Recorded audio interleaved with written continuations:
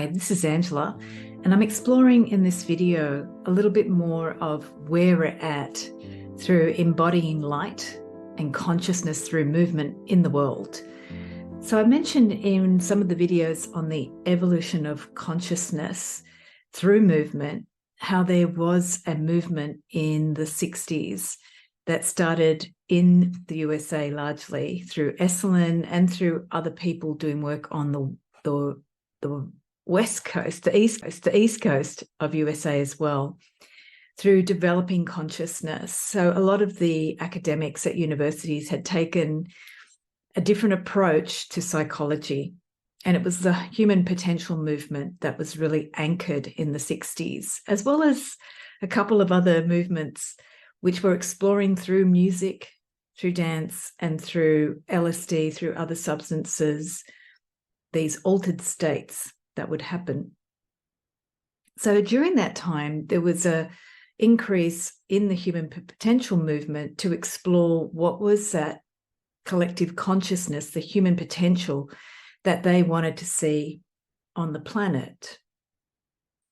And in the video, I'll share a few images of different workshop exercises through circles that people were using as a consistent basis to begin the collective consciousness that we were wishing to start to bring in at that time. You might know the famous song, The Dawning of the Age of Aquarius. In that period, there was a lot of groups who saw their collective consciousness as a group was initiating that birth of the new age of Aquarius. And the new age was to be not focused on the individual, but on the collective species evolving.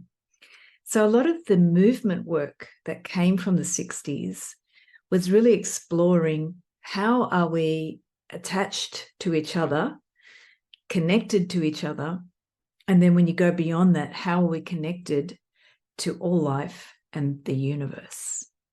And I've mentioned in some of my other videos, the Sufis have been experiencing that through Sufi movement for thousands of years.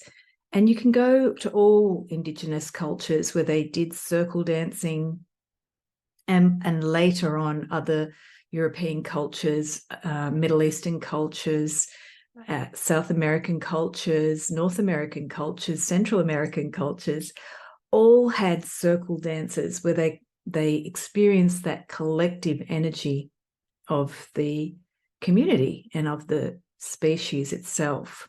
It was at that tribal level, but if you look at some civilizations, such as the indigenous culture of Australia, for thousands, tens of thousands of years, up to 80,000 years, they've been practicing in different tribes similar practices. So collectively across that whole continent was anchored a lot of coming together as a community, even though the communities might not know of each other by some sort of internet function, they still connected through their intuition and through their heart and had that knowing that other tribes existed, and they individually worked as a collective as well, even though they may not have had the same contact physically with each other. They knew of each other. So evolution of consciousness through embodying movement from the 60s in the USA started to take in a lot of people from other parts of the world. So the USA was an amazing place in that period of the 60s and onwards for other people from Europe, from Australia eventually, from New Zealand, from the Americas in general, and from Africa and from Asia and the Middle East, all to come together. Even my own teachers in the belly dance, my teacher from Boston, Massachusetts, Melanie Lajoie, was taught by a Lebanese teachers. So they immigrated to Massachusetts to teach her.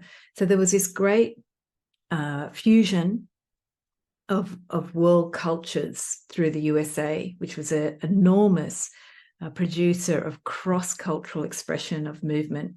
And then this also started to happen in the other countries as well, the modern countries, the Western countries. There was a lot of immigration, and then those people brought their cultural dances. So we can see that as we're moving this period now, beyond 2020, we have real opportunity with all of that immigration and with the evolution of the human potential movement from the 60s to start really looking at where have we come now through all of this community coming together through dance. If you see the resurgence of LSD and some of the other psychoactive substances, MDMA, you can see how people are trying to bring back what was interrupted through experimenting with those substances. Evolution of consciousness that we have through movement at this point, 60 years after the human potential movement started, is a really important growing up phase. We have seen how the use of the psychedelics at that time of the beginning of the human potential growth movement was a way to expand and explore. And it's being now slowly legalized so people can start to explore that again. But interestingly, this is what I find fascinating. At that time in the 60s, it was outlawed. So certain things were stopped so that other forms could be developed. So Stan Grof was at the beginning of experimenting with hallucinogens, but because it was made illegal, he then developed breath work. And a lot of other movement forms also started to explore what was the role of their body being able to experience consciousness shifting, consciousness embodying that consciousness. One of my favorite teachers is Bonnie Bainbridge Cohen, and she actually does some of the most profound work in the most simplest of her work, which is simply just allowing yourself to feel your body and to feel into your body, into the most deep layers that you could allow yourself to feel. And once you start with Bonnie's work, there's actually no end to it, which is what is amazing about the experiential part of the somatic work, is that it's as expansive as the universe that we live in. So embodying light and consciousness as a collective has today become something we can do in a multidisciplinary way. So from the 60s, it exploded into all these different movement forms. One reason being the illegality of the hallucinogens created this other potential for people to explore. And then the somatic work has also created even more places to explore. And then immigration has brought so many cultural dances to different places across the globe.